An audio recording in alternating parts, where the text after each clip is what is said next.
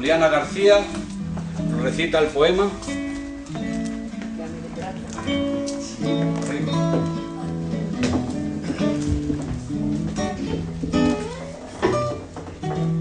Voy a leer para ustedes Parábolas, de Antonio Machado.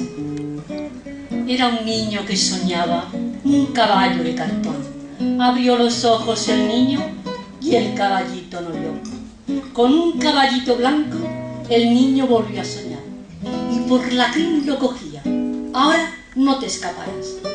Apenas lo hubo cogido, el niño se despertó. Tenía el puño cerrado, el caballito voló. Quedóse el niño muy serio, pensando que no es verdad. Un caballito soñado ya no volvió a soñar. Pero el niño se hizo mozo y el mozo tuvo un amor.